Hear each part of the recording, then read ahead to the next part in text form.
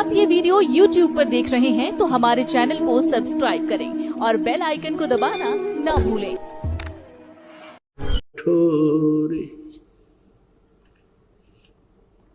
परम पिता परमात्मा पूर्ण ब्रह्म सर्व सृष्टि रचनहार कबीर देव कबीर साहब परम अक्षर ब्रह्म, ये वही परमात्मा है जो बनारस के अंदर सन 1398 ईस्वी में प्रगट हुए, सतलोक से चलकर आए और एक शिशु रूप धारण करके काशी शहर के लहर तारा नामक तालाब के अंदर विकसित कमल के फूल के ऊपर वो परमात्मा विराजमान हुए। लीला करते हुए जो बड़े हुए, जुलाहे के नाम से प्रसिद्ध हुए, क्योंकि नीरू और नीमा नाम के एक जुलाहा दंपति जो निसंतान था परमात्मा को, शिशु रूपधारी परमात्मा को अपने घर ले गए थे।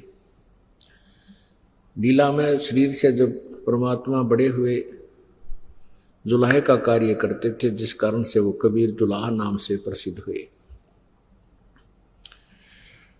साथ में सुप्रसिद्ध कवियों में से भी एक सुप्रसिद्ध कवि भी वो प्रसिद्ध हुए, लेकिन वो परमात्मा थे। अपनी महिमा आप ही बताने के लिए इस काल के लोक में आए थे। इस ब्रह्म ने, इसे ब्रह्म कहो, ज्योति निरंजन काल कहो, इसको क्षर पुरुष कहो, क्षर ब्रह्म कहो, ये 21 ब्रह्मांड का स्वामी है।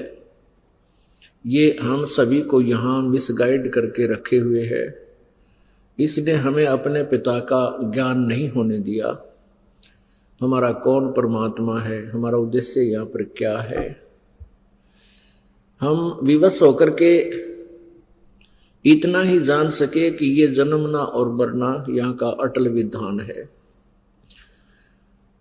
और संतान उत्पत्ति करना, उनकी परवरिश कर देना, विवाह ब्याह कर देना, उसके बाद हमारी मृत्यु हो जाए, कोई दिक्कत नहीं, हमारा कार्य पूरा हुआ।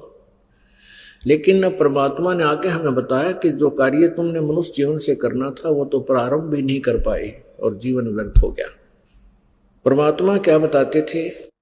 वो परमेश्वर आकर ही यथार्थ ज्ञान बताते हैं, अपनी महिमा आप ही सुनाते हैं, आप ही वो भक्त बनते हैं, आप ही वो दास बनते हैं, स्वयं ही वो एक तत्वदर्शी संत की भूमिका करते हैं, और अनजान लोग उनको कवि नाम से भी जानने लग जाते हैं, क्योंकि वो परमात्मा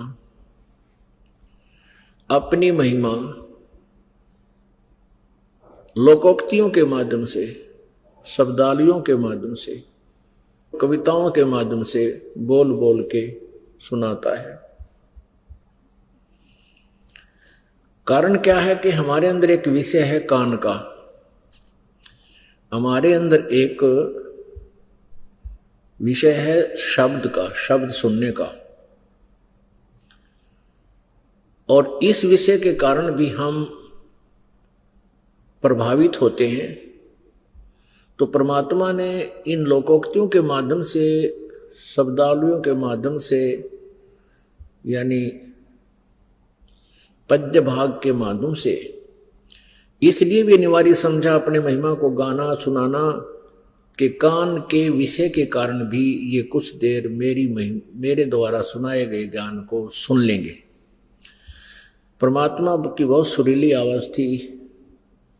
कहीं भी खड़े हो जाते थे बाजार में, गांव के किसी कोने पर, किसी गली में, और वहां अपने आप अपनी महिमा की वाणी अपने बच्चों को आप ही सुनाने लग जाते थे। एक तारा भी ले लेते थे कभी कोई, तंबूरा बोलते हैं उसको, तो उसको परमात्मा जब कहीं आवाज लगा रहे होते थे मीठी मीठी आवाज में, पुण्यात्माएं परमात्मा की सुरीली आवाज को सुनकर गाने सुनने के उद्देश्य से वहां आकर इकट्ठे हो जाते थे। पुण्यात्माओं, ये परमात्मा की अमर वाणी वो वाणी है जो हमारे करोड़ों पापों का नाश कर देती है। कुछ इस टाइप के पाप हैं हमारे जो परमात्मा की इस वाणी से ही नष्ट होते हैं। कुछ ऐसे पाप कर्म हैं जो परमात्मा के मंत्र से जो जाप दिया जाता है उससे ही नाश होते हैं। परमात्मा की वाणी के सुनने मात्र से भी बहुत से पाप समाप्त होते हैं। और जैसे किसी व्यक्ति को ज़्यादा बुखार हो या कोई ज़्यादा, तो उसको पहले ट्रीटमेंट से थोड़ा बहुत जो ट्रीटमेंट दिया जाता है उससे कुछ राहत मिलनी शुरू हो जाती है। जैसे ज़्यादा किसी का जबर हो गया है तो उसको ठंडे पानी की बर्फ से भी उसकी पट्टियां रख करके उसको नॉर्मल किया जाता है। तो समझ लिए कि परमात्मा की जो अमर वाणी है ये हमारे उस बुखार के लिए पट्टी हैं, बर्फ की ठंडे पट्टियां हैं जो काफ़ी राहत प्रदान कर देती हैं। आपने कथा सुनी है कि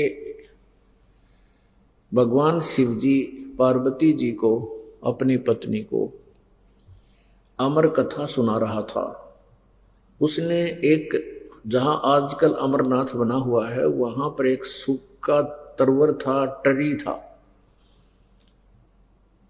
वृक्ष था, उसके नीचे बैठकर कथा सुनाने लगे थे।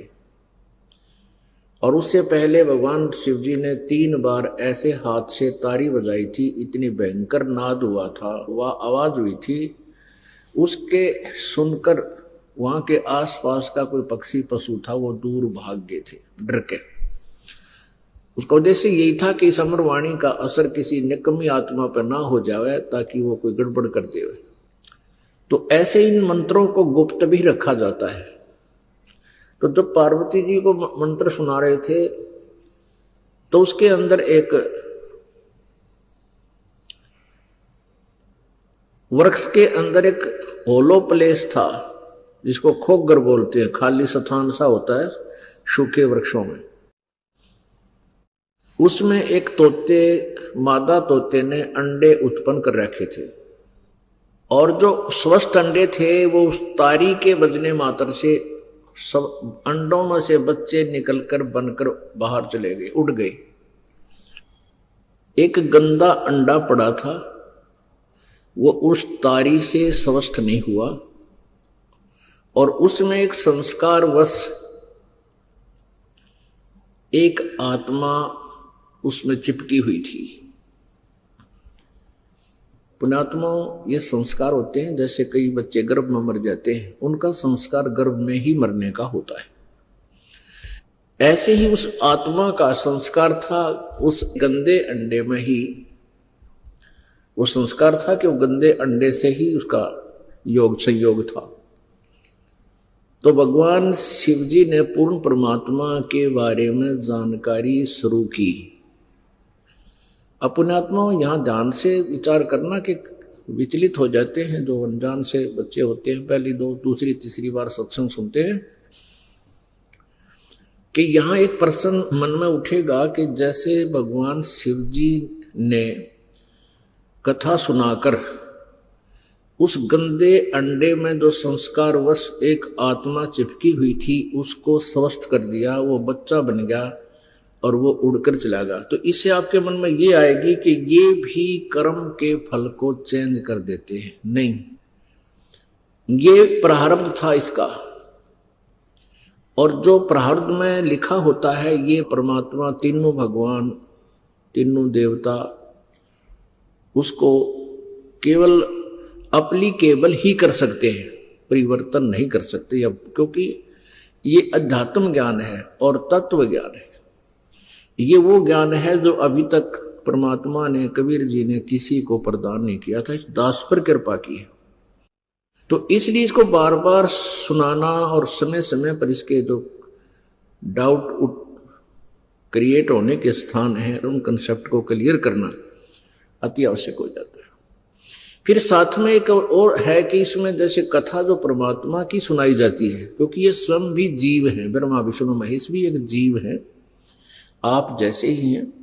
इन्होंने अच्छी साधनाएं कभी की थी, प्रभु कबीर जी के उपदेश प्राप्त करके फिर ये पार ना हो पाए, ये काल का फंस गए, इब इनको यहाँ के प्रभु बना लिया, स्वामी बना लिया अपने स्वार्थ के लिए।